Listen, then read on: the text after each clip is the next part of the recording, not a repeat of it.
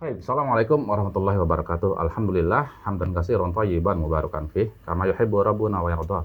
Asyhadu an la ilaha illallah wahdahu la syarikalah wa asyhadu anna Muhammadan abduhu wa rasuluhu amma ba'd. Ikhwas sekalian, alhamdulillah kita berjumpa lagi dalam program Anda Bertanya Ustaz Menjawab yang pada malam hari ini kita beranjak ke pertemuan ke-43 bertepatan dengan Ya? 43 Ustaz. Masya Allah.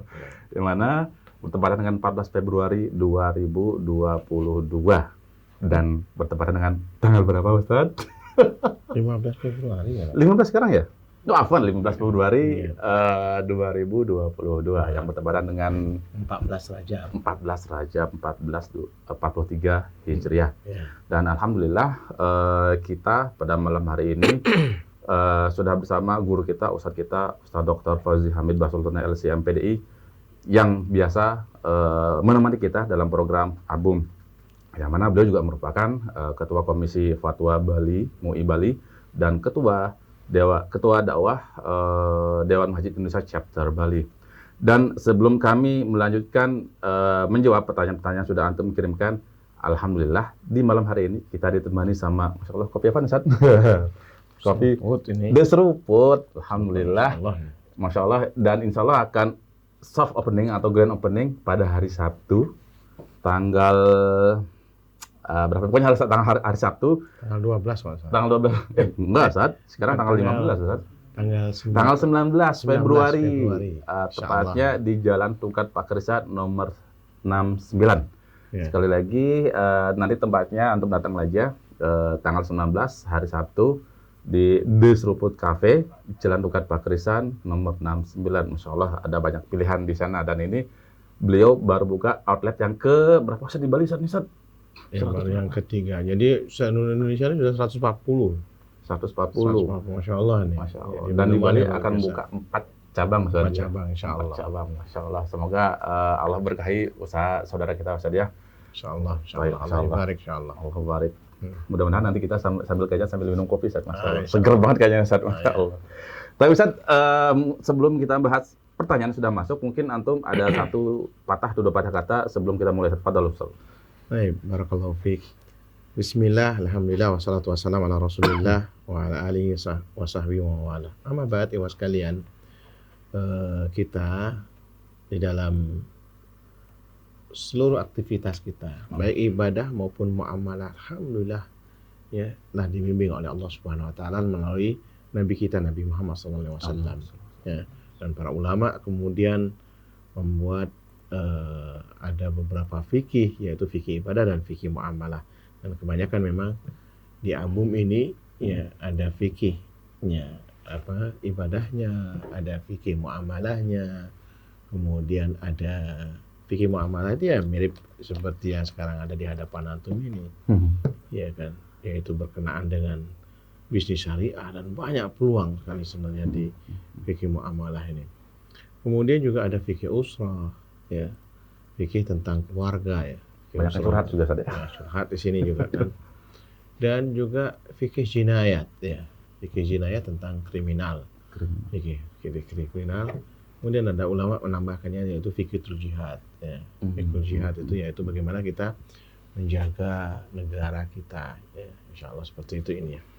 Maka dengan kayanya hazanah ya, ilmu agama kita ini, maka kita mestinya kita gali bersama, dan alhamdulillah ada album ini. Anda bertanya, Ustaz menjawab dari Bali Mengaji ini, yang mudah-mudahan banyak juga ikut berkontribusi memberikan manfaat, insyaallah seperti itu. Wallahu a'lam bishawab. Baik Ustaz, biar kita nggak berpanjang-panjang lagi, kita bertanya ke pertanyaan pertama, Ustaz ya. Ini dari Siti Halidah. Beliau bertanya, Ustaz, izin bertanya, Ana dapat hadiah barang dari bank. Kalau misalnya anak uangkan hadiah tersebut dan uangnya disalurkan dan barangnya anak pakai, apakah boleh, Ustaz? Barakallahu fiik. Iya, masalahnya sekarang ini bank apa dulu nih ya kan? Ya, kebanyakan bank-bank konvensional ya. Nah, ini yang jadi masalah. Bahkan bank syariah pun juga ada permasalahan sedikit, karena memang uang ini tidak dijelaskan oleh Ibu Siti Halidah ini ya. Hafizahullah ya. Ya, tapi masya Allah beliau berhati-hati sehingga menanyakan masalah ini. Simpanan kita di bank itu yaitu ada yang namanya wadiah, ya. Itu simpanan yang memang tidak boleh ya dimanfaatkan sama sekali, harus dijaga dan tidak boleh dipakai, ya. Kalau ini yang ditanyakan adalah bank syariah apa bank konvensional disebutkan? Nggak disebutkan, Ustaz. Iya kan, ya. Nah, ini di bank syariahnya seperti itu ya. Kemudian ada yang sifatnya investasi yaitu mudharabah, ya. Yang mudharabah ini ya apa namanya nanti bagi hasil istilahnya seperti itu, ya. Nah, biasanya rumus mudharabah itu boleh dipakai dan tidak boleh dijamin. Mudharabah itu boleh dipakai dan tidak boleh dijamin karena memang kita tidak tahu ya ada untung ada rugi, ya kan seperti itu. Kemudian juga biasanya dan ini yang paling banyak yaitu berupa qard, ya qard artinya utang. Utang qard. Ya, utang itu. Yaitu rumusnya qard itu boleh dipakai, wajib dijamin. Nah, sekarang permasalahannya itu ketika kita dana kita di bank ini, ya, dana kita di bank ini, maka biasanya kita kan sering ini permasalahan yang sering ini adalah mendapatkan hadiah dari bank. Ya, ini kan pertanyaannya kan begitu kan? Ya, kalau misalnya uang kita, ya, kalau misalnya anak uang kan hadiah tersebut. Nah, ini kan hadiah maksudnya. Hadiah ini, ya, ada dua, ya, kemungkinan hadiah itu. Pertama karena kita memiliki tabungan di bank tersebut, ya kan. Yang kedua, yang hilap nanti di kalangan ulama ini, hadiah dari bank, namun bukan karena keberadaan rekening kita di bank, ya, bukan pula karena kerjasama yang menguntungkan bank ini. Nah, sekarang yang pertama nih jadi pembahasan. Yang pertama jadi pembahasan ini yaitu karena kita memiliki tabungan di bank tersebut itu misalnya. Maka di sini ya itu ada panduan ya dari perbankan syariah yang dikeluarkan oleh AAIOFI, ini lembaga. Itu lembaga internasional standarisasi produk perbankan syariah. Ini dalam bab al-qard. Ya, kebanyakan memang ya ini kan hutang. Artinya bank yang hutang sama nasabahnya itu kebanyakan. Nah, itu maksudnya arti itu. Yaitu mereka mengatakan hakikatul hisabat, ya, al-jariyah anha al-qurud, yani. Yaitu semua ya rekening giro. Ini namanya al-hisabat jariyah itu artinya rekening giro. Hakikatnya adalah qard, yaitu utang. Ya, di mana ya batamlikul muassasa wa yuthabbitu misluha fi dhimmatiha, yang mana ya lembaga keuangan syariah memiliki dana yang disimpan dalam rekening giro, ya, dan menjamin dana tersebut dalam tanggungannya, ya. Mengingat rekening tabungan yang ada di bank adalah utang, maka hadiah yang diberikan bank statusnya ya hadiahnya karena utang, dan ini termasuk riba yang terlarang. Nah, kelihatan enak kan? Makanya kan jelas itu. Ya, yaitu berdasarkan kenapa nih? Ya, dan ini termasuk riba yang terlarang karena dalam Islam kita tidak diizinkan untuk mendapatkan manfaat dari utang sedikit pun, ya. Al-Baihaqi ya menyebutkan riwayat pernyataan sahabat Fudalah bin Ubaid ya radhiyallahu anhu, kullu ya qardin jarra ya manfaah fahuwa riba. Ini jadi kaidah nih. Ini Sunan As-Sughra meyakini setiap piutang yang memberikan keuntungan maka keuntungan itu adalah riba. Ya, keuntungan itu adalah riba. Al-Khalil mengatakan apa? Wa haramah hadiyatuhu. Dalam mukhtasarnya Khalil mengatakan apa? Ya, ulama yang namanya Khalil ini, ya, haram menerima hadiah dari debitor ya ke kreditor. Ya. Ya. Oh, ya. Ya, maknanya apa? Bahwa siapa yang memiliki utang ke orang lain, misalnya si A, maka terlarang baginya memberikan hadiah kepada kreditor, ya, di A-nya ini, dan haram bagi si A untuk menerimanya, ya, haram bagi si A menerimanya. Ya, Syekhul Islam Ibnu Taimiyah rahimahullah mengatakan apa? Larangan Nabi SAW bagi orang yang menghutangi untuk menerima hadiah sebelum pelunasan, ya, pelunasan. Karena tujuan memberi hadiah adalah agar masa pelunasan bisa ditunda, meskipun dia tidak mensyaratkan hal tersebut. Nah, ya, teman-teman sekalian, ini jadi sini yang ada di Fatwa Kubra nih. Ya. Nah, ini maka kita memahami bentuk memberikan hadiah semacam ini sebagai bentuk terima kasih atas dana yang disetorkan nasabah kepadanya. Dengan demikian, payung dari bank atau, ya, merchandise-nya dan lainnya, jika diberikan karena Anda menjadi nasabah bank, tidak boleh diterima. Nah, ini Bu Khalidah, ini pertanyaan seperti itu ini, ya kan? Ya, kenapa? Kalau misalnya anak uang kan hadiah tersebut, apalagi hadiah ini kan jadinya nih, anak dapat hadiah dari bank kan itu. Oh, ya. Jadi hadiahnya tidak boleh, apalagi kemudian ini. Nah, masalahnya sekarang ini, yang kedua ini, kalau misalnya ini, kalau ini kan yang artinya di sini yang kedua ini yang jadi hilapnya, hadiah dari bank, namun bukan karena keberadaan rekening kita di bank tersebut. Misalnya gimana, Ustaz? Misalnya ini, ya, yaitu yang ini nih, pemberian, ya, ini murni pemberian dari bank, ya. Bank memberikan makanan atau hadiah lainnya. Misalnya kayak kemarin ada kerjasama antara TNI dengan salah satu bank, ya kan, untuk vaksin gratis misalnya diberikan. Tapi kan seperti itu boleh. Boleh, Ustaz. Sebagian ulama membolehkannya. Putih khilaf ini. Ya, khilaf memang sebagian, di antaranya Syekh Utsaimin yang membolehkannya. Sebagian lagi tetap tidak membolehkannya. Di antaranya adalah, ya, Ibnu Rus, ya, kakeknya Ibnu Rusdi, penulis Bidayah al-Mujtahid ini. Beliau tetap mengatakan haram. Tetap mengatakan haram. Sementara ulama yang membolehkan di antaranya Imam Ibnu Utsaimin. Beliau berdalil dengan aktivitas muamalah yang terjadi, ya, di zaman Nabi SAW dengan para sahabat dan orang-orang Yahudi di sekitar Madinah. Orang-orang Yahudi itu banyak rentenir. Sering ngasih hadiah, dimanfaatkan, boleh-boleh saja. Wallahu a'lam bishawab. Masya Allah. Ya, jangan tergiur dengan hadiah dari bank itu misalnya. Jadi seperti itu, ya, lebih baik kita hati-hati. Baik, Masya Allah.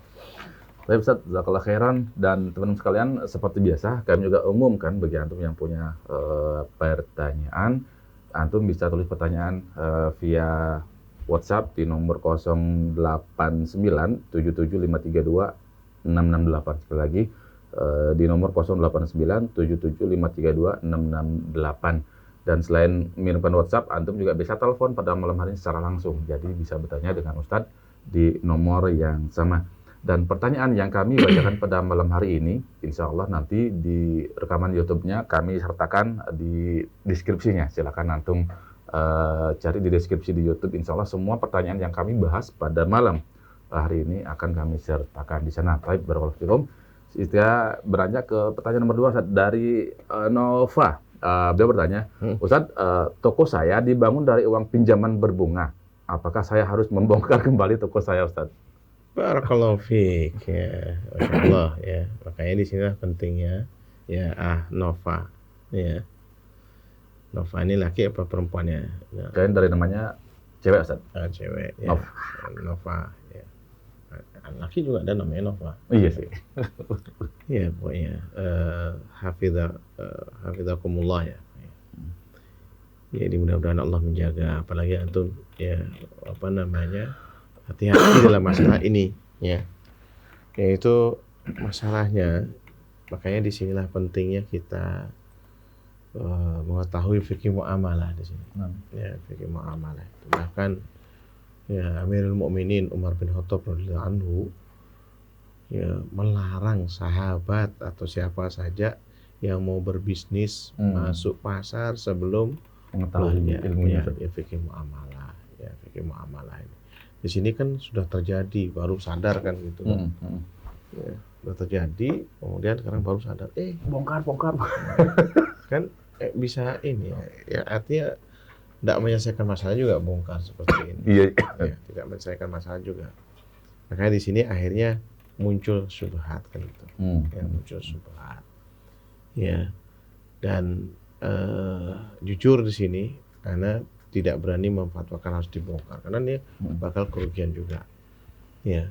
Tapi sebaiknya memang harus ya dibersihkan, maksudnya ya keuangan antum ya nih usahakan memang bersih. Bagaimana cara membersihkannya? Dengan zakat. Dengan zakat untuk meniatkan untuk membersihkannya dan bertobat kepada Allah Subhanahu Wa Taala. Ya, karena memang ini ya dana atau dana dari sudah jelas-jelas nih ya dari ribawi ya yang memang ya diharamkan oleh agama kita, maka kita jadi harus hati-hati di sini. Ya, kalaupun dibongkar, Anda tidak mengatakan kenapa harus dibongkar, sebaiknya antum kembalikan dana itu. Ya, kembalikan kepada peminjam, misalnya antum pinjam di bank, baik antum bersihkan dan kembalikan. Kalau antum bongkar nanti antum rugi, habis lagi itu dana. Gimana mau kembalikannya? Sudah semua sudah terserap di situ. Ya, kecuali kalau antum sudah selesai urusan hutang piutang, selesaikan memang ya, dengan cara yang betul-betul yang antum ingin hijrah meninggalkan ribawi ini, bersihkan semuanya, kemudian antum bertobat kepada Allah Subhanahu Wa Taala. Jadi insya Allah ini kalau antum bersihkan dengan cara zakat, ya karena zakat adalah memang disyariatkan diantaranya adalah untuk ya membersihkan ya apa yang kita peroleh itu. Ya seperti itu. Wallahu a'lam bishawab. Karena nggak ada dosa yang Allah bilang sendiri akan diperangi saja. Iya. Kan riba. Kecuali riba. Nah. Dan dosanya pun ini kan ya, dan ini kan pertanyaannya masalah membongkar.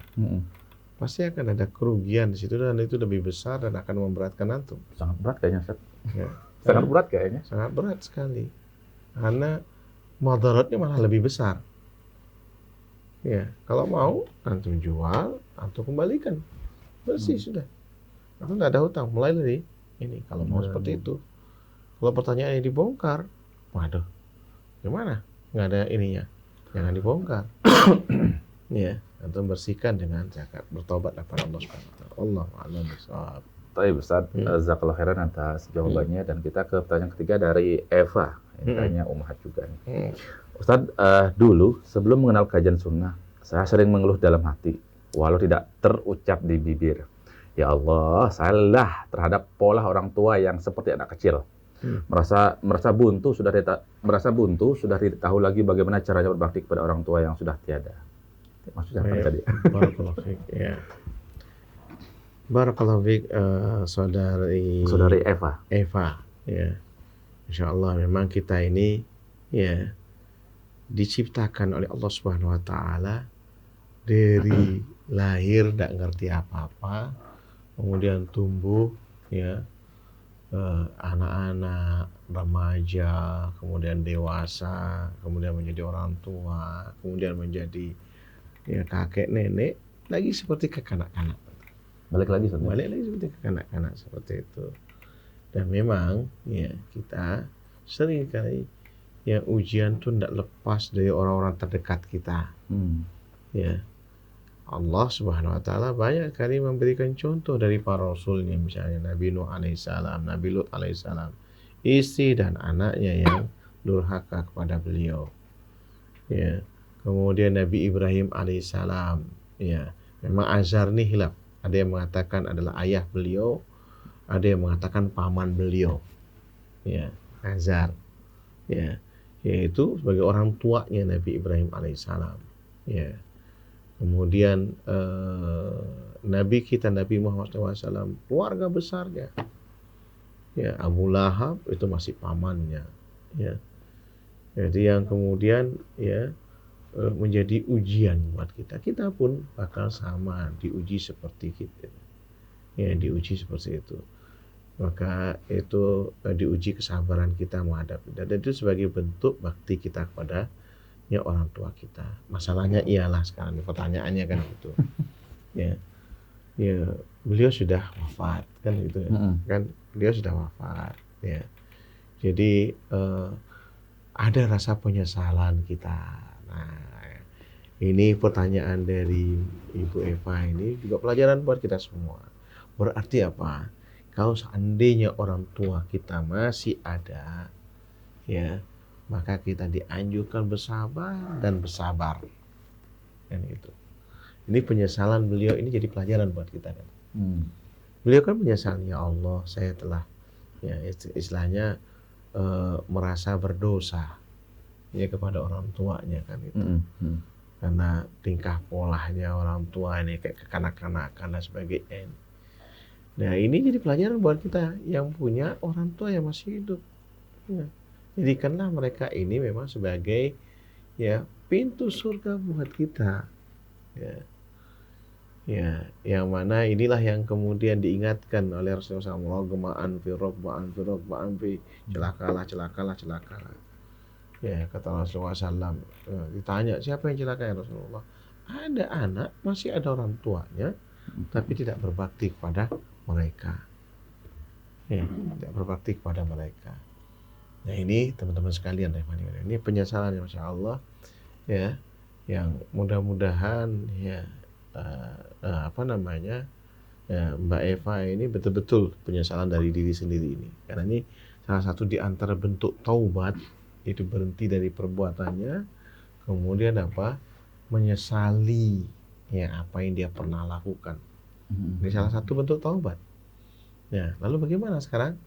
Ya karena mereka sudah wafat, sudah meninggal kan. Maka apa? Jadi itu mendoakannya. Sebagai anak yang berbakti sekarang baru nanti kena sunnah barangkali. Oh ternyata dulu saya melakukan kesalahan, perbuatan dosa. Bagaimana caranya? Doakan di setiap kesempatan, di waktu-waktu mustajab, ya di waktu-waktu mustajab, ya waktu-waktu terkabulnya doakan. Ya beliau ini doakan ya sebagai anak berbakti. Kemudian juga cari ya kerabatnya, karena kata Rasulullah SAW abarul bir ya, yaitu ayasila ya waladu udda abihi, ya anak yang paling berbakti yaitu seorang anak mencari ya sahabat daripada atau orang tuanya. Barangkali mungkin anti punya ya bibi, punya paman, ya dicari ya, mereka inilah yang paling layak untuk mendapatkan ini kerabat, yaitu kita berbakti kepada mereka ini. Cari dia sebagai pengganti daripada orang tua kita, cari dihubungkan. Sekarang ini maaf ini ya kadang-kadang ini gara-gara ini gadget ini kadang-kadang menyatukan, kadang-kadang memisahkan. Yang aneh, gadget itu yang aneh. Lu dekat, kalau dekat masing-masing. Kalau jauh, kalau jauh, nah ini. Yuk kita kopi darat, udah kumpul sama keluarga, tapi semuanya pegang gadget semua. Tidak ngobrol. Tapi kalau jauh, ngobrol, Masya Allah. Mendekatkan yang jauh, menjauhkan yang dekat saja. Kan ada gitu. Ya, jauh jadi dekat, dekat jadi jauh. Nah ini sebenarnya dicari. Ya mungkin sekarang kan atau digunakan teknologi ini pun kayak paman itu salah satu di antaranya. Anti memperbaiki ya hubungan pada keluarga misalnya. Atau sahabat ya kayak Ibnu Umar radhiyallahu anhu. Ibnu Umar si Malik bin Dinar tuh heran ya, Abdullah bin Dinar Abdullah bin Dinar ini tiba-tiba ketika jalan sama ya gurunya ini ya Ibnu Umar, ada orang lewat Badui padahal Badui lewat. Tiba-tiba langsung apa? Berhenti langsung digendong sama orang Badui ini. Heran Abdullah bin Dinar nih. Ngapain dilakuin gitu? Tapi taruh nih, pakai bajunya, dipakai kemudian ini sorbannya. Nuh, ternyata apa yang dilakukan oleh Bapak? Kenapa ente lakukan seperti ini? Padahal ente kasih makanan beres. Ente kasih makanan, kasih seruput. Kalau sekarang mungkin dengan seruput. Anak kami minum seruput tadi ya. Minum seruput dulu. Bismillah. Kasih seruput, selesai mungkin cerita. Katanya, seruput, Masya Allah. Kan gitu. Enak banget. Enak ya, Masya Allah. Ini kasih seruput, dia enak. Sekarang nanti anak kalau giliran nanya bulan ini. Jadi, Masya Allah ya, teman-teman sekalian. Jadi sampai apa? Lalu cerita. Nah, itu dah kemudian hadis itu. Yaitu apa? Kabar Ibnu Umar ingin mempraktikkan hadis Rasulullah. Anti bisa mempraktikkan. Ya, itu. Ini yang ketiga. Yang ketiga apa? Yaitu apa? Ya, setiap anti beramal, setiap beramal, sertakan orang tua anti. Doakan saja. Maksudnya gini, misal, saya mau beli order seruput, misalnya nih, saya mau hadiahkan sama krunya, ya apa namanya, Bali mengaji misalnya. Tapi ini saya niatkan untuk orang tua saya. Boleh saja? Boleh. Tapi ini niatnya, saya ikutkan juga orang tua saya di sini ini. Karena saya bisa seperti ini, ya bisa punya harta, itu karena didikan orang tua saya. Ya, itu boleh menyertakan. Nah, itu salah satu di antara bentuk taubat kita kepada Allah Subhanahu wa taala. Wallahu a'lam bishawab. Mungkin juga begini saja tentang orang tua yang sudah meninggal dan orang tua ketika di masa tuanya beranjak jadi anak-anak gitu. Mungkin gini, orang tua dulu sangat sabar terhadap kita, terhadap manjanya kita, cerewetnya kita. Nah, sekarang balik lagi Ustaz. Ya. Di balik seperti itulah kita pun coba aja kita ngeliat. Barangkali anti punya anak atau punya cucu barangkali. Dia kayak gitulah. Ya, bagaimana kita harus sabar sama anak-anak kita. Itulah kemudian kita diuji di balik semua. Itu sebenarnya di balik gitu ya. Ya terus seperti itu. Nah, bagaimana merinding ya sabarnya, Masya Allah. Ya, sabar. Malam hari orang tua bangun ya Bu. Kalau kita nggak sabar terhadap kelakuan orang tua yang kekanak-kanak kan Ustaz. Benar. Betul, Allahu a'lam, ini memang seperti itu. Semoga Allah jaga. Katanya memang orang tua dengan 10 anaknya dia bisa mengurus, tapi ya 10 anaknya belum tentu dia bisa berbakti. Mudah-mudahan anti sebagai anak yang berbakti. Amin. Masya Allah. Merinding Ustaz. Ya. Jazakallah khairan. Baik teman-teman, sekali lagi bagi antum yang punya pertanyaan seputar permasalahan agama, bisa antum tulis pertanyaan via WhatsApp di nomor 089 77532 668. Sekali lagi 089 77532 668, dan antum pun malam ini bisa bertanya langsung dengan Ustadz via telepon di nomor yang sama. Tapi Ustadz, kita beranjak ke pertanyaan nomor 4 dari Livi. Nggak dijelaskan dari mana.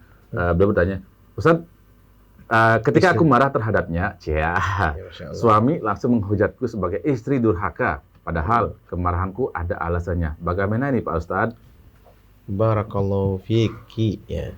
Jadi ini Masya Allah nih, saudari Livi. Ya, Livi ya. Pakai V ya, bukan P ya. Pakai V.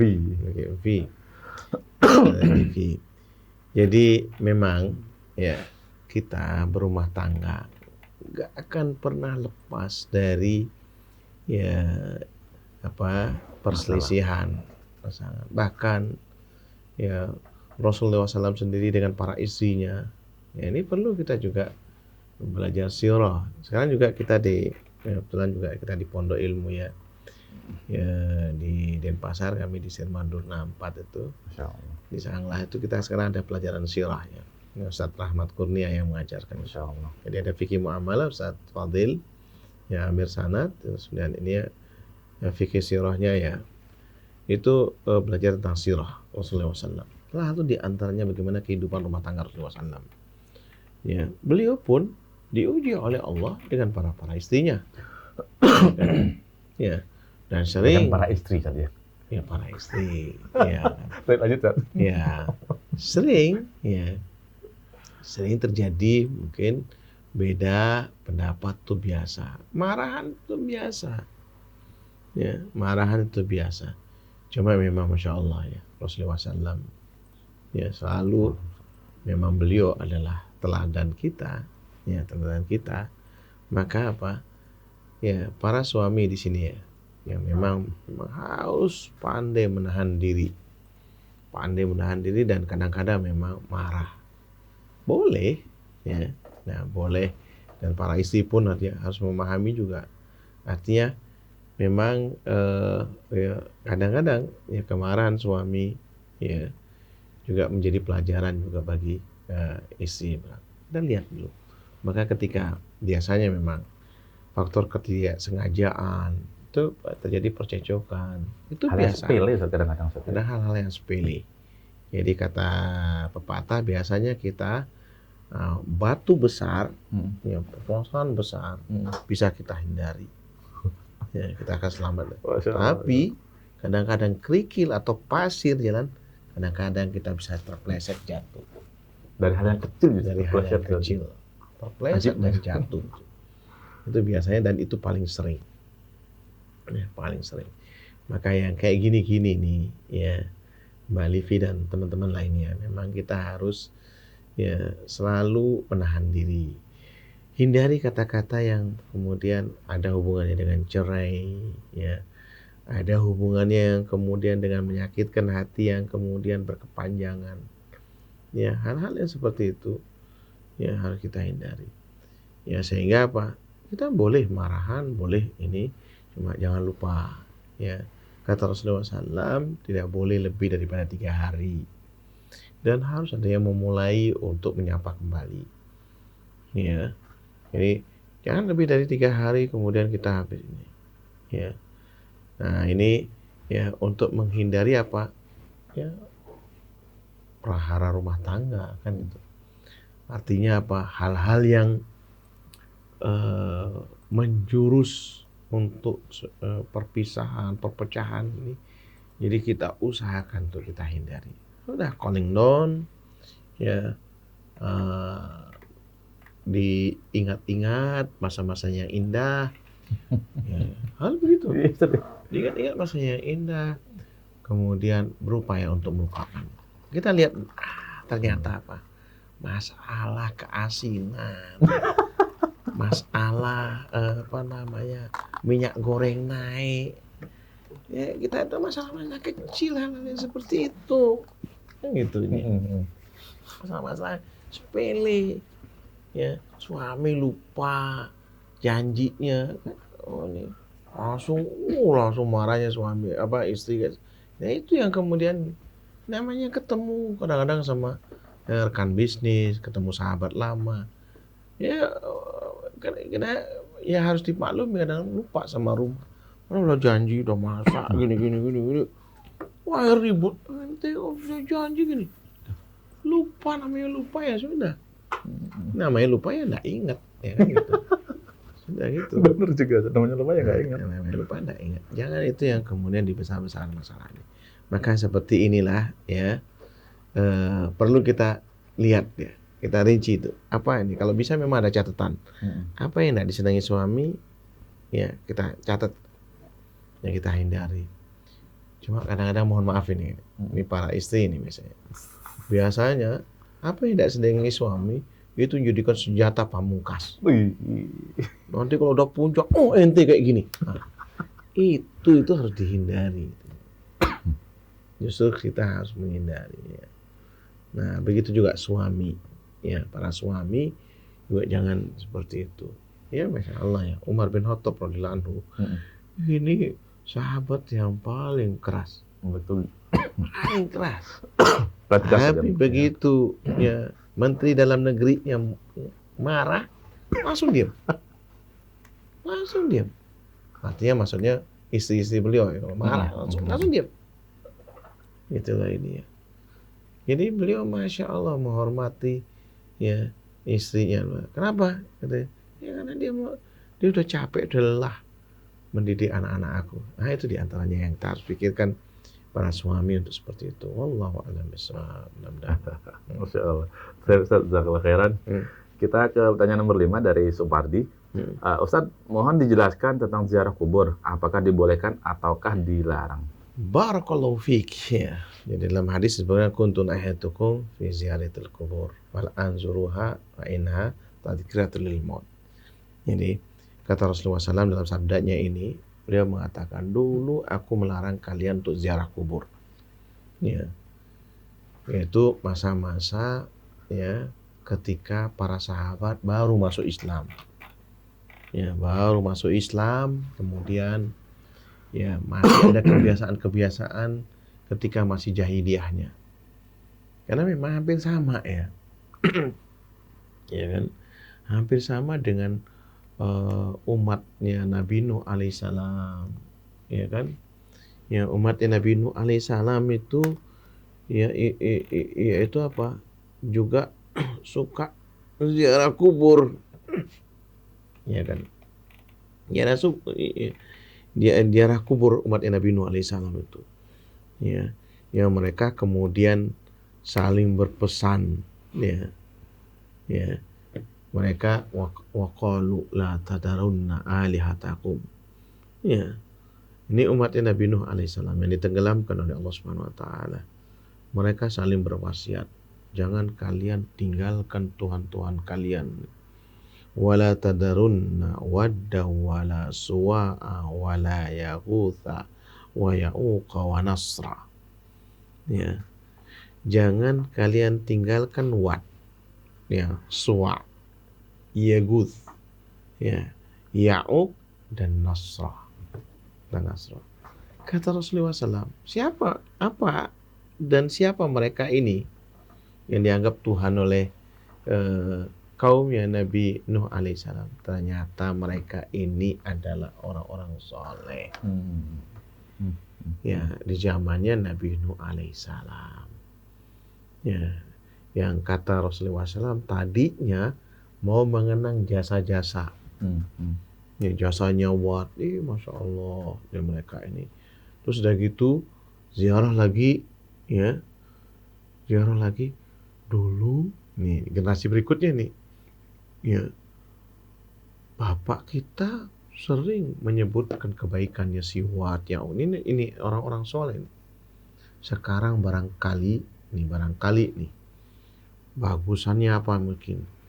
Ya kita ini karena orang soleh, kita minta sebenarnya. Tadinya coba mengenang jasanya. Jadi diceritakan, antum buka surah Nuh ayat 23 di tafsirnya. Itu bagaimana prosesnya? Ya, prosesnya itu apa? Yaitu kemudian dari dikenang jasanya, kemudian akhirnya diminta, kemudian akhirnya diberi gambar, lukisan sudah ada dari dulu. Ya, dari dulu sudah ada. Tuh patungnya Namrud yang dihancurkan oleh Nabi Ibrahim, patungnya Fir'aun, ya itu sudah ada dulu. Jadi bukan hal yang baru. Yang kemudian, ya akhirnya disembah. Nah, di sini masa inilah, jadi di dalam hadis ini ada 2 periode ini. Kuntu nahaitukum an ziyaratil kubur. Jadi ketika dilarang, yaitu masa yang ketika itu para sahabat baru masuk Islam, masih ada kebiasaan-kebiasaan lamanya yang ada di dalam Ka'bah itu Lata, Uzza dan Manat itu, ya. Yang juga katanya juga orang-orang baik, ya, entah itu soleh atau baik kita tidak tahu. Pokoknya ceritanya seperti itu, mirip seperti kisahnya Nabi Nuh alaihissalam. Sudah tertanam akidah para sahabat ini, tertanam akidah dengan baik semuanya. Nah, kemudian mereka sudah paham hanya Allah satu-satunya, ya karena hanya Allah yang disembah. Ya, qul huwallahu ahad. Ini surah Al-Ikhlas sudah bisa. Al-Ikhlas makanya dikata Al-Ikhlas itu memurnikan ibadah hanya kepada Allah Subhanahu wa taala. Hanya kepada Allah tempat bergantung. Wa iyyaka nasta'in, tempat meminta. Para sahabat sudah paham. Kan? Maka kata saya, fal anzuruha. Karena apa? Karena Rasulullah SAW sudah merasa aman dengan para sahabatnya ini. Dan para sahabatnya sudah merasa aman. Tidak mungkin para sahabat lagi meminta kepada kuburan-kuburannya ini. Ya, sahabat-sahabat yang orang-orang soleh pada zaman. Tidak mungkin. Ya, kenapa di sini sekarang disebutkan tujuannya? Tujuannya, fa innaha tadhkiratul lil maut. Karena yang demikian ini adalah ya sebagai pengingat akan kematian. Jadi teman-teman sekalian, Allah, kita ziarah kubur itu adalah tujuan yang pertama ialah mengingat akan kematian. Kita bahwasanya kita akan menyusul. Makanya apa? Dan yang kedua apa? Mendoakan. Selesai. Mendoakan perayaan kubur. Assalam, ini diajarkan sama Rasulullah SAW apa? Assalamualaikum ya ahlad diyar minal mu'minin wal muslimin wa inna insyaallah bikum lahiqun. Ya, kesejahteraan, keselamatan bagi wahai kalian yang menghuni kuburan ini. Dan kalau bisa setiap datang, mungkin setiap lewat kita doakan mereka. Karena mereka butuh dengan doa kita. Butuh dengan doa kita. Ya, karena mereka sekarang yaumul hisab. Mereka adalah dihisab. Bukan kita butuh mereka saja, kebalik ya. Ya bukan, kita minta kepada mereka. Jadi kita memberikan kepada mereka. Doa. Jadi jangan sebaliknya. Jangan sebaliknya kita minta kepada mereka. Ini ya tujuan yang kedua, mendoakan mereka. Ya. Dan doa itu untuk mereka itu nggak mesti harus datang ke kuburannya. Sangat menyulitkan. Kalau misalnya sekarang nih, antum tinggal di daerah A, ya, ribuan kilo dari kuburan orang tuanya antum. Waduh, saya nggak bisa mengunjungi. Nggak perlu. Ya, orang tua kita meninggal misalnya di Mekah ya, waktu haji atau umroh meninggal. Jadi, waduh, saya jadi anak durhaka. Enggak mesti harus antum datang ke kuburannya orang tua antum, enggak perlu. Allah Subhanahu wa ta'ala mendengar dari mana saja antum berdoa untuk orang, insyaallah sampai. Ya, insyaallah sampai. Karena bukan ini. Tapi ziarah itu tujuannya apa? Mengingat kita bahwasanya kita akan mati. Kalau kita mengingat akan kematian, kita tidak menjadi orang yang sombong. Ya, kita ya akan ya berorientasi ya apa yang kita lakukan itu untuk kita dapati setelah mati kita.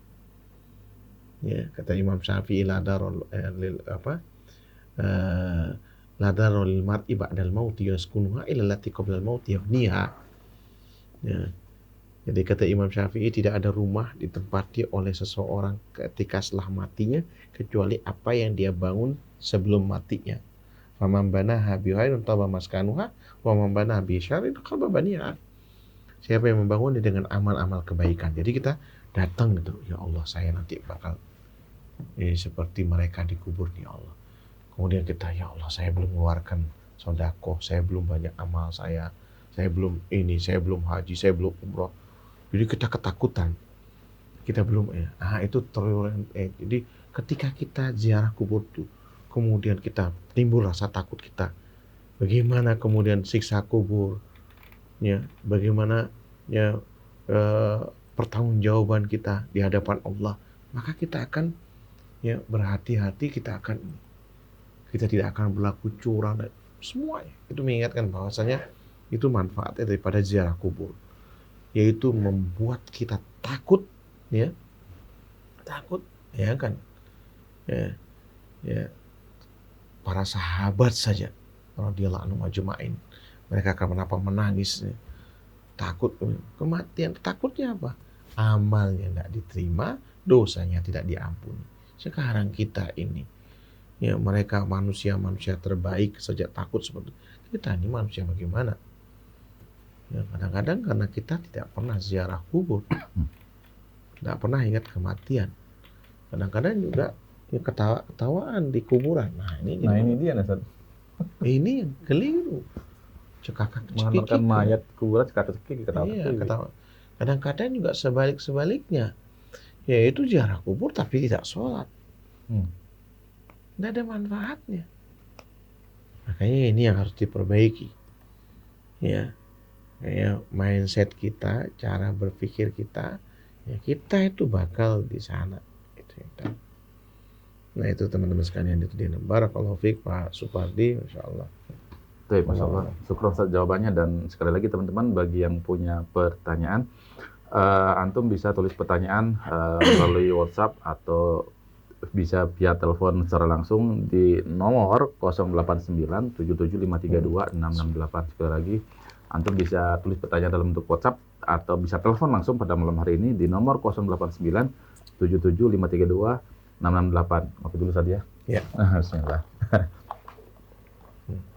Saya Ustaz, kita ke pertanyaan nomor 6 dari saudari Agustina. Assalamualaikum, Afwan Ustaz.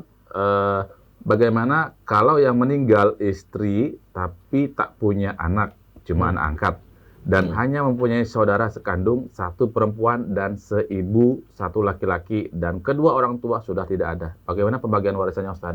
Barakallahu fiik. Berarti yang meninggal istri nih. Meninggal istri. Ya kan? Ya yang meninggal. Kalau yang meninggal itu istri, kan gitu. Tak punya anak. Ya enggak punya anak. Cuma kan ada suaminya hidup ya. Iya. Nah, suaminya ada dia. Berarti ketika istri meninggal, kemudian masih ada suami, ya suami, kemudian dia, ya ini anaknya ada, tapi anak angkat, kan gitu. Tapi ada saudara sekandung. Ada saudari perempuan sekandung dan seibu, kemudian ada saudara laki-laki seibu. Maka apa? Ya, anak angkat itu dia tidak mendapatkan waris. Ada terhalang saja. Anak angkat itu tidak dapat waris, tapi boleh dia mendapatkan wasiat. Ya. Atau hadiah boleh? Hadiah boleh. Ya, sebaiknya memang kalau misalnya anaknya, Masya Allah dia berbakti kepada ibu angkatnya ini. Ya, ibu punya mungkin hal yang berharga barangkali diwasiatkan. Cuma tidak boleh lebih daripada sepertiga, karena sepertiga sudah banyak. Ya, mungkin barangkali anaknya masih kecil, wallahu alam. Ya sehingga mungkin, tapi kalau anaknya sudah besar bisa dia misalnya anak angkatnya sudah besar bisa dapat wasiat ya, tapi dia terhalang kalau minta waris tidak nih. Tapi pertanyaan sini adalah waris. Maka apa? Ya, pertama suami kalau mereka tidak punya anak, suami mendapat setengah. Ya, setengah. Istri meninggal, suami dapat warisan dari harta istri setengah dari harta istri setengah dia. Kemudian saudara sekandung satu perempuan itu dapat setengah juga. Saudara sekandung dari si perempuan, ya. Terus kemudian saudara laki, ya, seibu dia mendapatkan 1/6. Jadi kalau misalnya dia, taruhlah ini uang 1 juta. Jadi kemudian nanti di total tuh jadi 7, sahamnya tuh ada 7 nih. 3/7, ya, misalnya dari 1 juta, ya, itu dapat uangnya kurang lebih 428.571. Ya, itu suami kan dapat separuh, dia dapat setengah. Saudara perempuan sekandung dapat setengah juga. Ini sama nih bagiannya suami. Dapatnya ya dapat setengah ini. Ya setengah artinya 3/7. Kemudian si saudara laki-laki seibu dapatnya dia 1/7 dia. Ya. Kalau misalnya uangnya itu 1 juta, maka dia dapat 1/7-nya 142.857. Ya. Kemudian suami dengan saudara sekandung seperempuan sama-sama setengah, dia dapatnya kurang lebih 428.571. Wallahu a'lam. Masya Allah perhitungannya. Wallahu a'lam. Begitulah perhitungannya. Masya Allah. Ini memang Masya Allah ya, dari urusan waris ini sampai Allah Subhanahu wa Ta'ala sendiri ikut menghitung. Kenapa? Karena kecenderungan manusia itu dia ya mutaffifin. Curang. Mas kecenderungannya curang.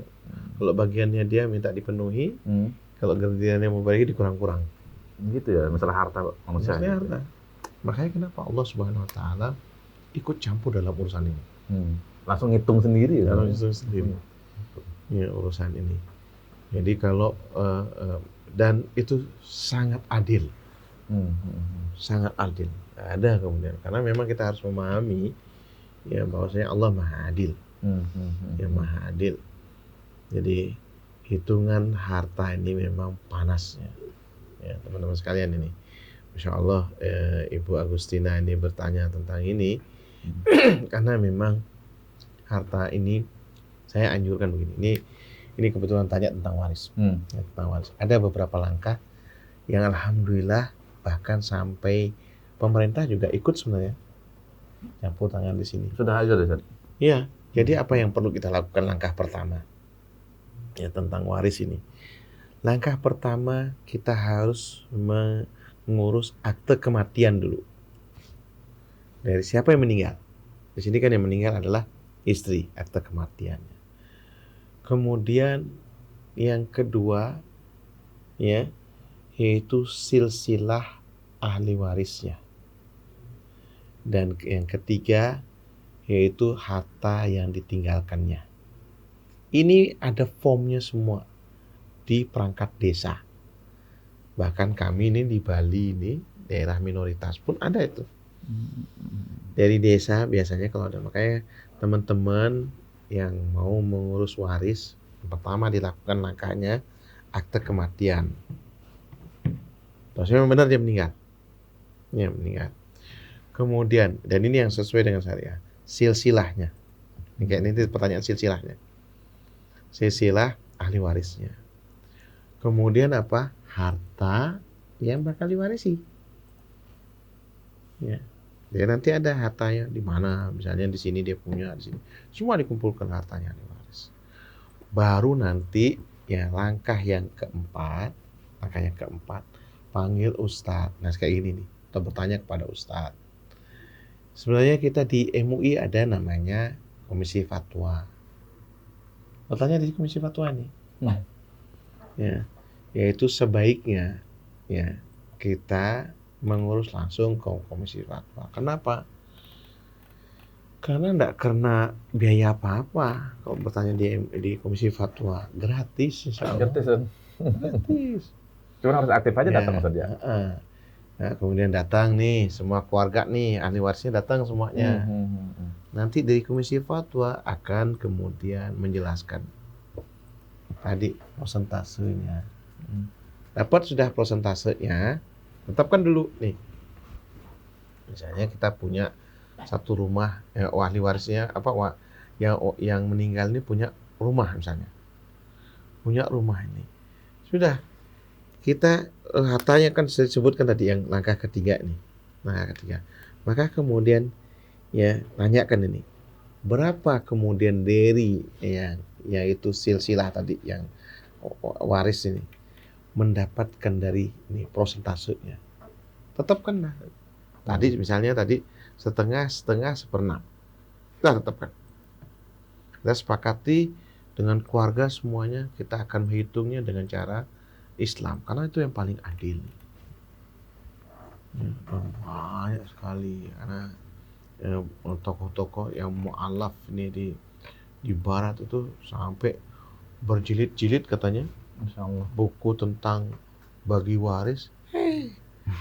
Dalam Islam hanya beberapa ayat. Lengkap saja. Lengkap sudah. Dalam Islam Allah yang ini. Ya.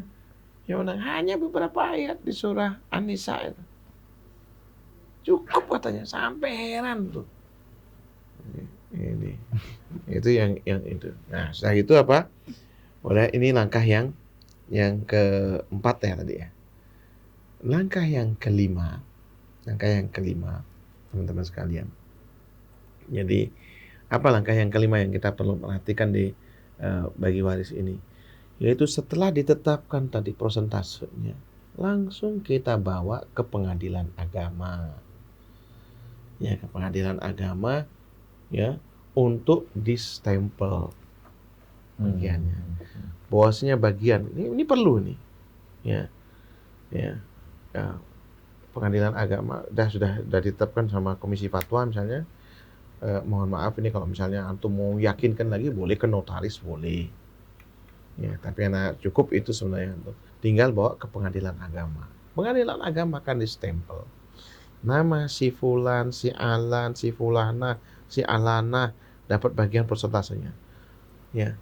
Antum semua datang ke situ bayar biasanya di sana administrasinya berapa dan ini aslinya dipegang kemudian fotokopinya dilegalisir peganglah semuanya. La qadarullah, semoga Allah tidak takdirkan ya, artinya warisan itu memang sebaiknya ketika mau diurus nih yang keenam ini. Nah, ada langkah-langkahnya ini diantaranya yang inti aja Anda sebutkan. Yang keenam itu sebaiknya jangan lewat dari 5 tahun. Harus segera diurus. Segera. Bisa itu memang jangan lewat 5 tahun itu udah maksimal. Dan biasanya memang teman-teman sekalian, ya mohon maaf. Itu akan ribut. Sebaiknya memang yang bukan misalnya pasangan hidup nih, jangan ikut. Ya, baik itu sangat mempengaruhi, karena sangat mempengaruhi. Jadi duduklah semuanya, panggil ustadz, ya, keluarga inti aja ya. Keluarga inti saja.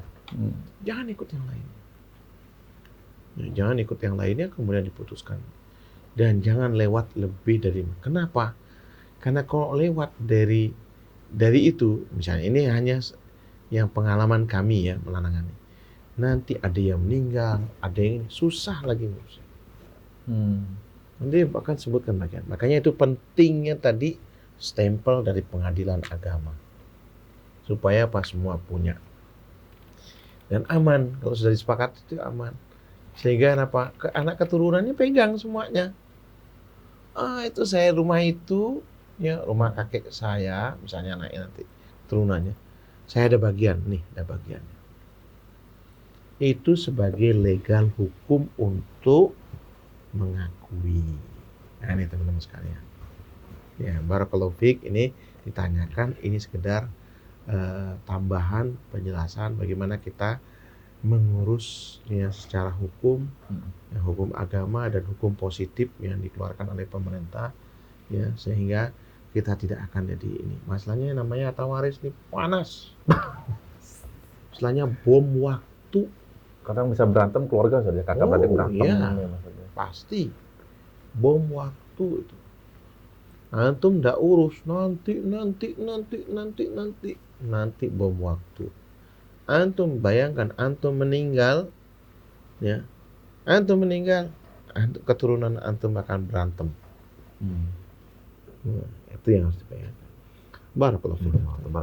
Kurang Ustaz atas jawabannya dan kita ke pertanyaan nomor 7 nih, sambil ngopi dulu Ustaz, insyaallah. Ya. Enak sekali Ustaz, insyaallah. Insyaallah enak sekali. Ini nomor 7 dari Muhammad Dafa. Ustaz, mohon dijelaskan apakah mic, kamera, dan lain-lain merupakan perkara bid'ah yang dilarang dalam agama sebagaimana yang sering dijelaskan oleh para dai. Barakallahu fiik. Masya Allah ini. Ya. Coba aja ada ini, ada kamera. Antum nggak bisa dengar. Ya. Laptop, ya, handphone, semua. Ya. Inilah yang kemudian sering sekali. Ya. Baik, ya ini istilahnya ada ifrat atau tafrid ya. Ada orang yang juga kemudian menghindari kata bid'ah. Itu ente sekarang pakai handphone bid'ah itu. Ya. Makanya didudukkan pengertian bid'ah itu apa. Jadi kenapa kata Rasulullah SAW, alaikum bisunnati wa sunnati khulafa'ir rasyidin al-mahdiyina min ba'di. Ya, adu alaiha bin nawajid. Masya Allah. Ya, hendaknya kalian berpegang kepada sunnahku, sunnahnya para khulafa'ir rasyidin. Ya, setelahku. Ya ini artinya sunnah-sunnah Rasulullah SAW, ajaran-ajaran Rasulullah SAW, ya semuanya gitu. Ya kan, adu alaiha bin nawajis, ya, ya dipegang, sampai pegangnya bukan hanya dengan tangan, sampai dengan geraham, dipegang digigit. Artinya pegang kuat-kuat sunnahnya Rasulullah SAW. Kemudian apa? Iyyakum wa muhdatsatil umur. Ya hati-hati kalian dengan perkara-perkara yang kalian ya tambah, ya, yang kita perbaharui. Iya. Ya, apa namanya? Fa inna kulla muhdatsatin bid'ah wa kulla bid'atin dhalalah. Ya. Ya, karena setiap yang baru yang ditambah dalam urusan apa? Dalam urusan ibadah. Nah, ini yang ya ibadah. Tidak boleh ditambah dan dikurangi urusan ibadah. Sekarang mic ini kayak apa? Mic kayak gini, Telepon, ya, laptop, kamera handphone, seperti ini. Urusan ibadah bukan? Enggak. bukan. Ini Wasilah adalah kan? wasilah. Ya, mic wasilah. Dan sekarang dulu mungkin ulama semuanya pakai catatan, pakai tulisan sekarang. Mm-mm. Sekarang ulama bisa berkarya dengan hanya direkam. Dan ini bisa disimpan di mana-mana deh, di YouTube, di ini. Ini hal-hal yang Masya Allah yang kemudian bila ulamanya meninggal bisa kemudian didengarkan. Ya, apa ditaruh di cloud apa namanya Cloud, itu? ada cloud set. Cloudnya ditaruh di mana gitu. Simpan nanti bisa di ini. Sekarang antum lihat ya, di Madinah, di Mekah itu ada studionya. Masya Ada Allah, studio. ada studionya. Masya Allah. Jadi sampai-sampai di beberapa tiang. Nah, ana ketika umroh itu ana mau dengar karena bayangkan dulu ana di tahun 90-an ya, sampai 94 itu ada Syekh Umar Fulata. Masya Allah. Kalau mau Guru-guru antum tuh ya, dulu. guru-guru kita nih yang ngajar di Raudhah ya rahimahullah Masya Allah. Ada rekamannya kan? Kalau mau duduk, mau dengarkan ini, duduk di tiang itu ada suaranya. Masya Allah. Kita bayangkan tuh, nangis kita Masya Allah, masa-masa indah. Ya, saya Atiyah Salim, rahimahullah. Kita kalau mau dengar tafsir, ya karena beliau pelanjut daripada murid daripada saya Amin Singkiti, Ahmad Amin Singkiti, Adwaul Bayan. Dan beliau juga fikih Malikiyah, Malikiyah beliau. Malikiyah. Ya. Dan beliau adalah qadhi, ya, hakim agungnya Madinah ketika itu. Masya Allah, jadi rujukan. Dengar duduk di tiang situ ada suaranya. Ya Allah. Ya, bayangkan sekarang dengan adanya teknologi seperti ini banyak. Syekh Utsaimin rahimahullah, alhamdulillah ketika kita iktikaf di Mekah, Masya Allah. Syekh Utsaimin alhamdulillah bisa pernah makan satu ini diajak sama beliau. Majelis makan dia berdua gini. Sama beliau, aduh kalau dah ana bayangkan Syekh Utsaimin, Masya Allah. Ya rahimahullah. Ya. Ya kita ini sebagai murid-murid ya mengenang bagaimana ini guru-guru kita. Ya. Ya, rekaman tuh ada, Masya Allah. Kita senangnya luar biasa. Nah, itu ininya. Dan ini, ya, yang harus dipahami tadi tuh, bid'ah itu apa? Ya, bid'ah itu adalah itu masalah-masalah ibadah. Makanya dari sisi akidah disebut masalah ibadah itu tauqifiyah. Tauqifiyah itu maksudnya apa? Berhenti dulu. Kalau ada urusan ibadah, berhenti dulu. Ada dalilnya enggak? Kalau ada jalan tuh, kalau enggak berhenti. Ya, kalau berhenti makanya tauqifiyah istilahnya. Tauqifiyah itu berhenti dulu. Ada dalil enggak? Al-Qur'an atau hadis atau penjelasan Allah? Ada enggak dalilnya? Kita dulu. Kalau ada dalilnya, bismillah kita lakukan. Kalau tidak ada dalilnya, kita lakukan. Makanya kan aneh ya, aneh ini mungkin ya ulama kemudian dari sisi ilmu usul fikih mengatakan apa? Al aslu fil ibadah haramun. Asal hukum dari ibadah itu haram. Hukum asal ibadah itu haram dulu. Ya. Asal hukum ini haram dulu. Ya, sampai kemudian ada dalil yang menetapkan oh ini ada ibadahnya. Ya, ada seperti ini. Ya, apa misalnya caranya, waktunya, caranya, ya bacaannya, kemudian jenisnya Dijelaskan enggak sama Rasulullah SAW? Kalau ada, kita lakukan. Enggak kita lakukan. Tapi ya sebaliknya, al-aslu fil asya, asal di luar ibadah segala sesuatunya mubahun. Boleh dulu.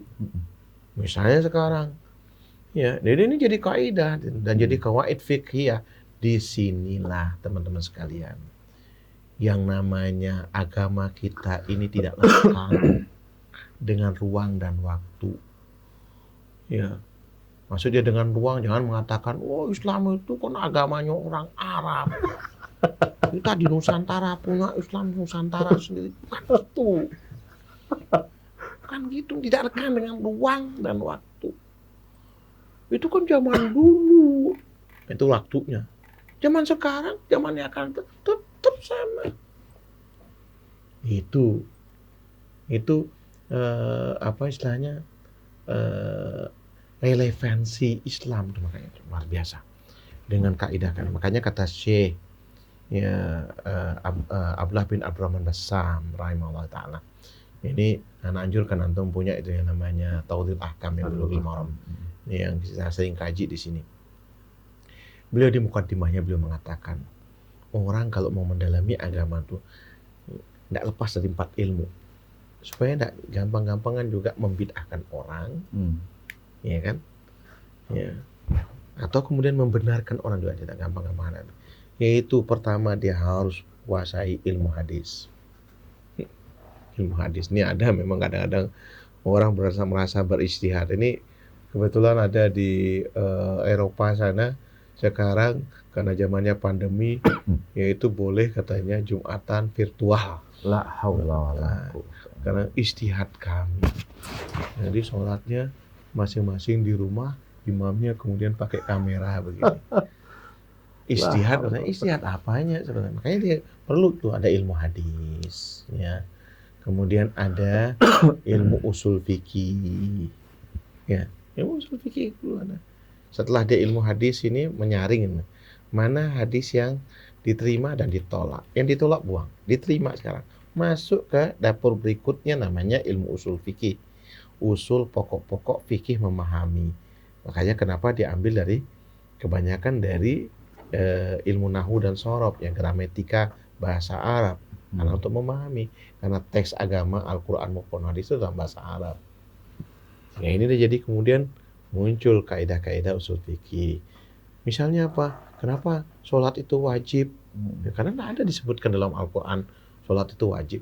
Yang ada apa? Teksnya aqimus sholat. Oh, ini adalah kalimat bentuk perintah. Kemudian jadi kaidah usul fikih al-aslu fil amri il wujub. Masya Allah. Asal satu perintah itu adalah untuk wajib. Kemudian habis itu masuk dapur yang ketiga, namanya qawaid fiqhiyah. Qawaid fiqhiyah ini kaidah-kaidah fikih. Ya, kaidah-kaidah fikih untuk memahami ini. Ini diambil dari berbagai macam ya sabda Rasulullah SAW, kemudian para sahabat. Ini yang kemudian menjadikan, dulu kan tidak ada yang namanya kripto misalnya bisnis sekarang. Kan? Ada NFT misalnya, nggak ada. Zamannya Rasulullah nggak ada gitu. Yang nggak ada kamera kayak gini, nggak ada. Yang mana? Maka kemudian dilihat nanti. Ya, bagaimana ini? Yang dicari apa? Kaidahnya begitu tadi itu. Oh ini di luar ini ibadah. Berarti boleh berinovasi, berkreasi itu boleh. Sekarang apa madaratnya? Apa yang kemudian menghalanginya? Kemudian dilihat dari sisi manfaat dan madaratnya. Ya itu ininya. Dan ini banyak sekarang ini orang kenal agama. Ya, maaf ini ya bukan berarti meremehkan orang dulu. Oh, ya. Dulu kan semua ilmu itu di kitab. Iya kan? Di kitab. Apa orang mau sekarang mau buka buku? Ini kayaknya ada buku di belakang ini, nggak ada yang pernah buka. Sekarang teknologi sekarang orang mau belajar buka bisa lihat. Orang lebih sambil santai-santai, dia bisa duduk sambil minum seruput. Minum seruput gini. Seruput lagi, Masya Allah. Seruput. Enak. Nah itu ininya. Sambil seperti itu bisa. Ya, inilah manfaatnya. Maka kemudian apa? Oh ini banyak manfaatnya bisa sampai namanya di sini nanti namanya qawaid fiqhiyah. Kemudian ada yang keempat nih kata Syekh Abdullah bin itu maqasidus syar'iyyah. Jadi maqasidus syar'iyyah diletakkan di keempat ini kenapa? Yaitu maksud syariat yang Allah tetapkan. Kadang-kadang nggak ada di pikiran kita. Nalar pikiran apa sih manfaatnya zakat? Saya nggak menemukan manfaatnya zakat. Dalam agama kita nggak boleh seperti itu. Antum berzakat saja pasti ada manfaatnya. Nanti antum merasakan kalau antum belum tahu apa yang ditetapkan oleh Allah dalam syariatnya. Nggak mungkin Allah tetapkan ya ketentuan ibadah atau syariat ini. Ya, itu pasti ada manfaat. Ya, nanti antum ketahui, oh ternyata manfaatnya dari sisi sosial, menghilangkan kecemburuan sosial. Sebab kalau ada kecemburuan sosial, pasti ada kesenjangan. Ya. Kesenjangan akhirnya apa? Ya itu. Na'udzubillah min dzalik, banyaknya kriminal. Sebenarnya semua zakat itu tersalur tidak disimpan di orang kayanya saja. Kemudian tersalur semua. Tidak ada ya kecemburuan sosial ini. Yang mana kemudian tidak ada keresahan. Apalagi kemudian timbul kerusuhan. Makanya itu yang diingatkan sama Rasulullah di akhir zaman itu ya takarabuz zaman wa yanqusul amal kata Rasulullah. Ini waktu ini semakin berdekatan pendek waktunya. Pendek tadi. Ya kan. Akhirnya amalan berkurang ya, dari kerjaan peluang-peluang. Ini deseruput ini Masya Allah nih memberikan peluang kerjaan. Ya, Masya Allah. Mudah-mudahan banyak yang ini. Yang semakin besar nanti punya ini kan banyak peluang pekerjaan ya. Apalagi sudah 140 ini. Masya Allah. Ya, mudah-mudahan terus berkembang. Dan Anda doakan yang lain juga seperti itu. Amin. Ya. Makanya dipromokan di sini kan. Iya, Masya Allah. Nah, ini teman-teman sekalian rahimani rahimakumullah. Jadi itu. Kemudian apa? Wayal kosuh katanya kata Rasulullah SAW. Akhirnya apa? Orang kalau sudah seperti itu acuh tak acuh dia. Syuh mungkin acuh tak acuh mungkin dari situ. Syuh itu artinya muncul kekikiran seorang kebayang. Wah, udah kikir, sudah. Ini pasti akan ada ya kecemburuan sosial. Oh kenapa ya Badrim ini Masya Allah duitnya banyak kali nih. Amin, Nah, bener. itu. Nah, akhirnya kesenjangan kalau misalnya kesenjangan akhirnya ada keresahan di masyarakat. Kemudian apa timbul wayak surul harju kata Rasulullah SAW. Muncul al harju. Itu tidak kan ya keresahan ada kerusuhan. Ya kan? Kerusuhan artinya tindakan kriminal. Akhirnya ada apa? Perampokan, pemerkosaan, kemudian ada pembunuhan itu. Al-qatl. Ini yang kita tidak inginkan. Wallahu a'lam bishawab. Ustaz, ini mengenai tentang bidang lagi, Ustaz. Anda pernah dengar tentang masalah masalihul mursalah itu gimana maksudnya, Ustaz? Barakallahu fiik. Ya, masalah mursalah ini artinya sesuatu yang kalau itu memberikan manfaat, ya kan? Ya. Dan itu adalah ya bukan ya istilahnya hal-hal yang berhubungan dengan ibadah yang ini ya, itu ya boleh dikembangkan kan seperti itu ya. Nah itu diantaranya wallahu alam ya. Hal-hal ini memang ya, agama membuka banyak peluang seperti itu. Misalnya bisnis-bisnis sekarang online sekarang ini. Maka ketika bertanya lihat dulu nih dipelajari dulu di sini nanti qawaid fikihnya muncul. Ada ndak yang dirugikan? Yang di situ ininya. Kalau ada ndak misalnya kezaliman di sana? Ada ndak gharar di sana? Ada ndak riba di sana? Karena ini yang kemudian nanti yang tadinya halal, yang asalnya halal dia menjadi haram. Jadi haram. Nah, di sini Ya, masalah itu yang diceritain Allah. Tapi berarti yang dapat Anda simpulkan dari yang poin ini adalah dari sisi ibadah itu haram dilakukan kecuali ada dalil yang memerintahkan untuk melakukannya gitu tadi ya. Kemudian hukum asal dari segala sesuatu selain ibadah halal, boleh. Apapun itu boleh kecuali ada dalil yang melarang. Itu Masya Allah. Itu kaidah yang bagus tadi. Dan Masya Allah itu dari Al-Quran dan hadis. Masya Allah, Masya Allah. Barakallahu fiik Ustaz. Mudah-mudahan teman-teman pada paham mengenai apa yang sudah ditanyakan tadi. Tapi kita ke pertanyaan nomor 8 dari M. Renaldi. Masya Allah. Ustaz, soal sholawatan di kampung Ana. Sekarang di kampung Ana setiap malam Selasa rutin sholawat wabarik. Apa ini? Bagaimana dengan sholat ini Ustaz? Kayak gimana? Barakallahu fiik. Wabarik itu barakallahu fiik. Ya ini apa namanya? Yang penting begini teman-teman sekalian. Asal dari salawat itu adalah firman Allah Subhanahu wa taala di surah Al-Ahzab ini. Ya, ayat 56 ini. A'udzubillahi minasyaitonir rajim. Innallaha wa malaikatahu yusholluna 'alan nabi ya ayyuhalladzina amanu shallu 'alaihi wa sallimu taslima. Ya, sesungguhnya Allah Subhanahu wa taala dan para malaikatnya berselawat kepada Nabi. Wahai orang-orang beriman, berselawatlah kalian kepadanya dan juga ucapkan salam. Ya alon nasbi yaumal qiyamah aktsaruhum alayya sholatan. Ya. Alayya sholatan.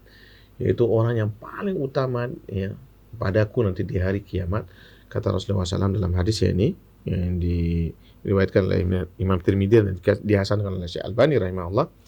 Beliau mengatakan yang paling ini utama ya di hadapan Rasulullah SAW yaitu yang paling banyak berselawat kepada Nabi kita Nabi Muhammad SAW.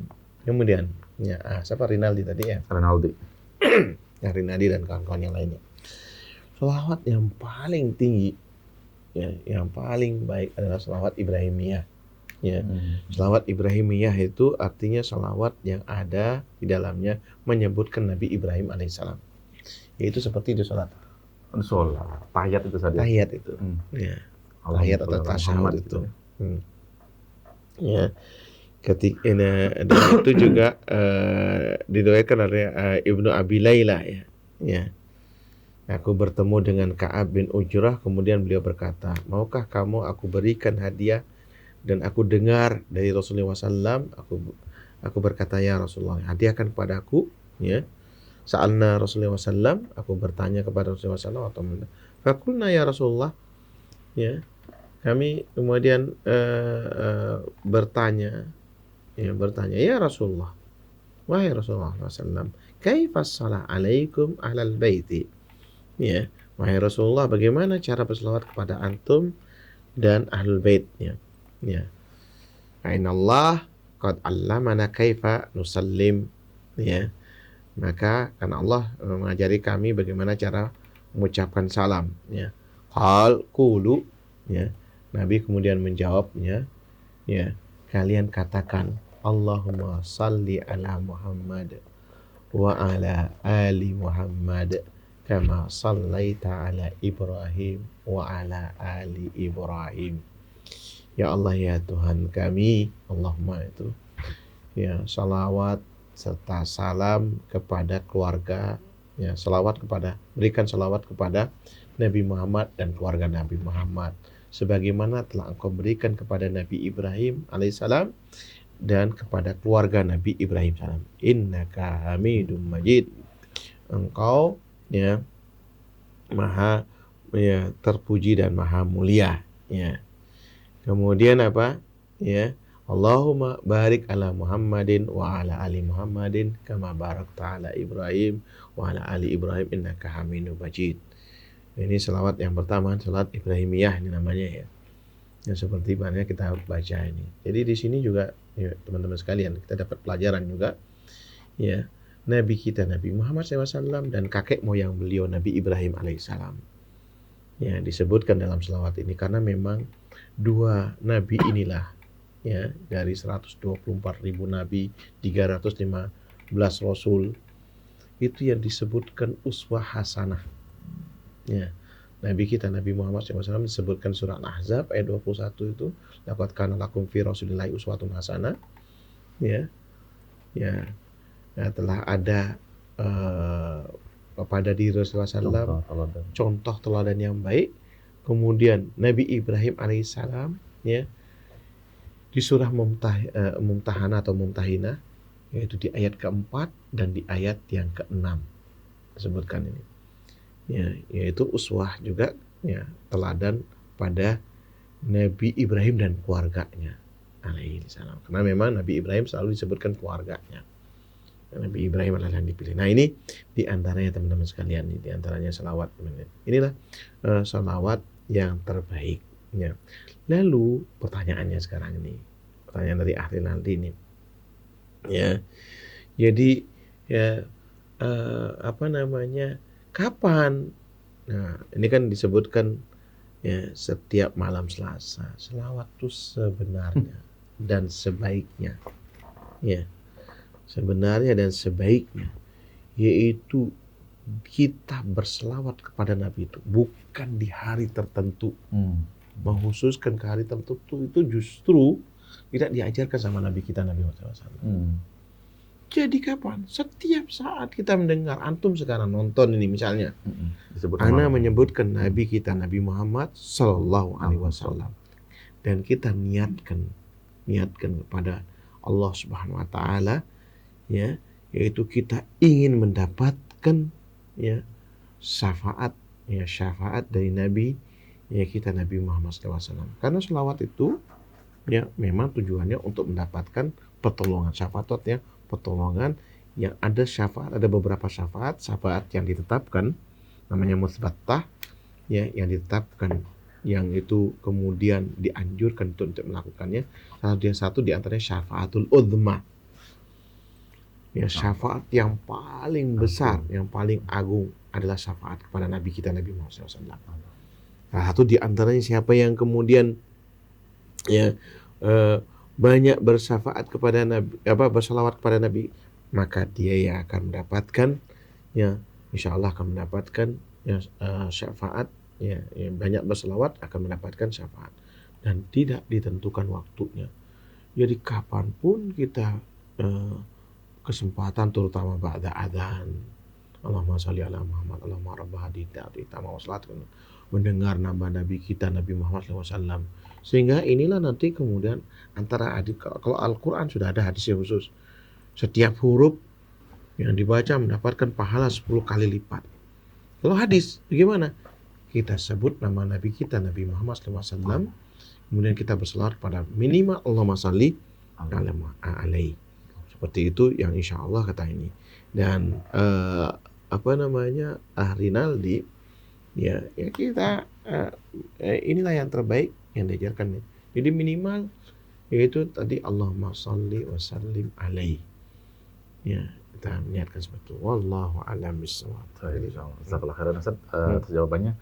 Kita ke pertanyaan nomor 9 dari Rama Julianto. Beliau bertanya, Pak Ustadz, apakah boleh saya berdoa agar menyatukan orang tua saya yang sudah bercerai? Barakallahu fiik. Ya boleh dong. Ya, karena memang itulah tujuannya anak. Ya. Jadi Rama Julianto dan yang lainnya, barangkali orang tua kita yang namanya perceraian ini dan sudah ditakdirkan oleh Allah Subhanahu Wa Taala, dan bukan mustahil, ya bukan mustahil, ya. Anak punya peran juga sangat penting bagaimana menyatukan orang tuanya. Itu berdoa, ya, berdoa agar orang tuanya bersatu. Barangkali nih, mohon maaf aja, sering kan yang terjadi, ya ayah barangkali kawin lagi, misalnya kan itu, akhirnya ibu ya istri pertama barangkali tidak setuju, ada minta cerai. Padahal kita lihat istri mudanya ayah, masya Allah, ya kan, bisa ngerawat. Kadang-kadang seperti itu, dan bermanfaatnya kadang-kadang sudah tua sakit-sakitan, bisa oper-operan. Inti gantian ya sekarang ya, ngerawat suami ya. Nah, kalau punya banyak istri itu kadang-kadang seperti itu ininya. Ya, Masya Allah. Itu kan, tapi ini kadang-kadang si ibu enggak paham. Ini mohon maaf ya, bukan ini. Ya, tapi Anda lihat beberapa ya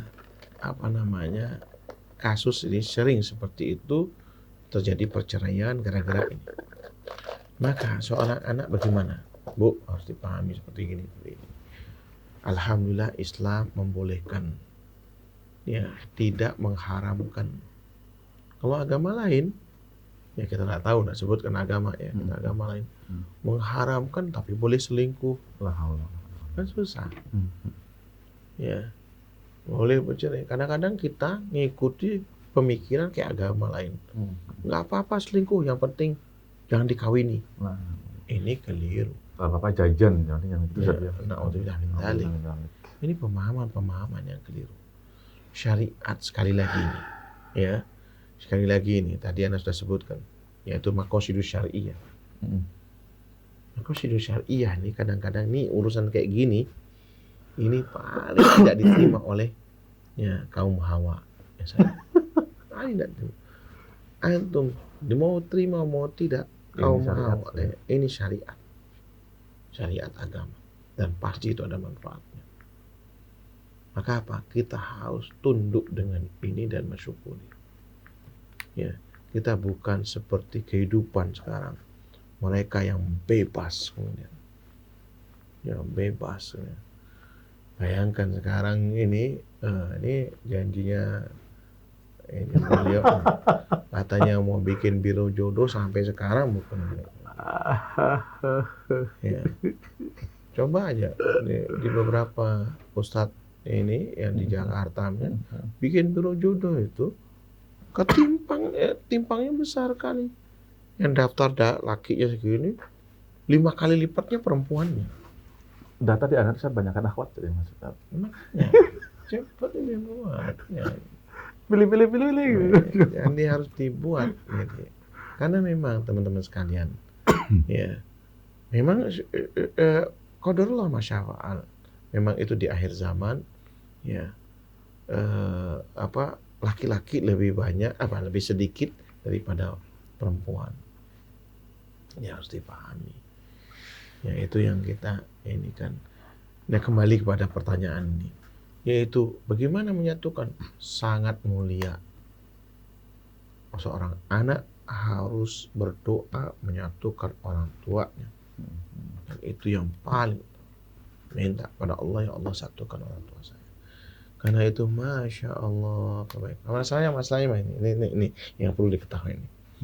Ya, kalau misalnya bercerai, nah qadarullah misalnya, nggak boleh disatukan kuburannya.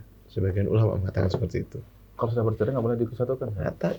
Itu yang anak heran ya. Ada beberapa ulama misalnya, dia si fulana sama si ini kan udah bercerai, ngapain didekatkan kuburannya? Itu udah bisa. Bukan mahram ya. Artinya Islam pun menjaga ketika sudah meninggal. Masya Allah, Anda coba berpikir sampai seperti itunya. Iya ya saja. Itu ininya. Sampai karena ini walaupun barangkali tidak ada dalilnya apa, tapi ini yang dilakukan. Ya udah bercerai kok. Ya, Anda tidak menyebutkan ada soalnya ulama enggak. Ya. Ini. Nah, ini Masya Allah sampai seperti itunya. Ya. Dan ya doakanlah orang tua antum mudah-mudahan banyak. Tapi kalau memang sudah ada hal-hal prinsip barangkali tidak bisa disatuin, ya sudah. Ya Insya Allah. Barakallahu fiik. Tapi pertanyaan terakhir saat yang masuk ini kayaknya urgent dari Fulan di Denpasar. Boleh bertanya, Ustadz, bagaimana kalau jima sama istri, terus qadarullah pas subuh mau mandi ternyata badan meriang, apakah boleh tayamum, Ustadz? Barakallahu fiik. Ya. Jadi agama ini sangat-sangat ya meringankan. Kalau seandainya antum sakit dan itu kalau mandi kemudian menyebabkan ya sakit itu lebih parah, boleh. Tapi bisa pakai air hangat juga, Ustaz? Ya, kalau misalnya ada air hangat, ya kalau misalnya mungkin masak air hangat dulu atau ada tuh. Akhirnya udah tahu badan meriang, gitu juga, Ustaz. Tapi kan Anda bisa sembuh juga itu. Allahu a'lam kan itu. Jadi apa ininya? Jadi fattaqullaha mastata'tum. Ya, ini dalilnya dalam Al-Qur'an. Bertakwalah kepada Allah Subhanahu wa taala menurut apa yang kalian mampu. Dalam hadis disebutkan idza amartukum bi syai'in fa'tu minhu mastata'tum. Ya. Jadi kalau aku perintahkan kepada kalian untuk mengerjakan sesuatu, maka kerjakan menurut Semampu. kemampuan kalian. Maka apa? Kalau seandainya memang kemudian itu menyebabkan sakit yang lebih parah, maka apa? Tinggalkan hal yang berbahaya untuk ini. Ya, waktu biadikum ila tahluka. Ya, itu ada ininya juga. Itu jangan sampai kalian menjadi tambah sakit kemudian tidak beribadah. Nah, kerjakan. Nanti bisa dengan mandi air hangat. Lakukan dengan mandi air hangat. Ya Allah a'lam bishawab. Ini ya, seperti itu. Jadi kerjakanlah. Nah, itu. Berarti ada 10 pertanyaan ya ini. Coba ada 10 pertanyaan. Alhamdulillah. Saya Ustaz, jazakallahu khairan sudah menjawab semua pertanyaan yang masuk pada malam hari ini. Dan bagi teman-teman yang sudah mengirimkan pertanyaan pada malam hari ini dan belum kami bacakan, insya Allah akan kami bahas pada pertemuan pekan depan. Dan mudah-mudahan Ustadz pekan depan nggak ada halangan untuk menjawab pertanyaan itu saja. Insya Allah. Baik Ustadz, mungkin sebelum kita akhiri, antum mungkin ada kalimat penutup bagi pertemuan malam hari ini Ustadz. Ya. Barakallahu fikum atas pertanyaan-pertanyaan ini yang mana yang mudah-mudahan yang memberikan manfaat, dan kita juga doakan kepada teman-teman yang sekarang membuka usaha ini, ya insya Allah mudah-mudahan dilancarkan rezekinya oleh Allah Subhanahu Wa Taala. Kemudian juga banyak membuka lapangan pekerjaan di musim pandemi ini, banyak sekali yang terpapar dengan kerjanya. Ini peluang-peluang semua, dan masya Allah ya, kita doakan hal-hal yang bermanfaat ini. Dan kita tentu sebagai Muslim ya, ketika ada orang buka usaha dianjurkan bertabrik namanya. Bertabrik itu artinya mengucapkan Allah yubarik fi, ya barakallahu fi. Barangkali teman-teman sekalian ini yang sering nih di kepala kita nih sering sekali ini. Ya, kalau ada pemain baru, wah itu jadi kompetitor saya. Itu hal-hal yang sebenarnya harus dihindari. Insya Allah rezeki itu sudah ditakar, tidak mungkin tertukar. Insya Allah. Dan itu biasa, walaupun ngomplek itu orang semua banyak. Bahkan kadang-kadang ya dengan bertambahnya ya pemain-pemain baru misalnya di situ itu justru akan meramaikan pengunjung. Ya, meramaikan pengunjung seperti itu. Jadi jangan merasa misalnya udah seruput datang, waduh saya buka usaha minuman nanti akan sepi kan ini. Justru insya Allah teman-teman sekalian ya. Ini tanah dengan di Saudi Seth. Berjejer. Itu semua dijual saling itu. Jadi saling bertabrik namanya misalnya. Allah yubarik fik. Bayangkan doa kita sekali lagi nih. Ya, doa kita kepada sahabat kita atau kompetitor kita. Ya, kita mendoakan seperti itu. Insya Allah ada para malaikat yang mendoakan kita juga. Ya, jangan sampai mudah-mudahan ente bangkrut, mudah-mudahan ini, dan menyebarkan isu yang buruk. Wah itu dia bikinnya pakai diperos pakai celana dalam lah. Ini kan membuat framing yang buruk dengan seperti itu. Ini tidak boleh seperti ini. Tapi kalau mendoakan ini didoakan oleh para malaikat, dan para malaikat mereka tidak pernah melakukan maksiat. Doa yang dikabulkan. Padahal doa kita kepada teman kita itu belum tentu dikabulkan. Doa kebaikan, tapi doanya para malaikat itu dikabulkan oleh Allah. Maka apa? Kita sering mendoakan ya kebaikan. Semua ini insya Allah rezeki Allah itu sangat berlimpah. Dan kita pun membuka peluang untuk teman-teman yang mau promo saja untuk di sini. Ya, boleh. Insya Allah mudah-mudahan insya Allah seperti itu kita doakan. Masya Allah. Taib Ustaz, jazakallahu khairan sudah memberikan kalimat penutup pada pertemuan malam hari ini, dan dengan begitu kita akhiri saja pertemuan Abung pada malam hari ini dengan membaca doa kafaratul majlis. Subhanakallahumma wa bihamdika asyhadu an la ilaha illa anta astaghfiruka wa atubu ilaik. Assalamualaikum warahmatullahi wabarakatuh. Waalaikumsalam.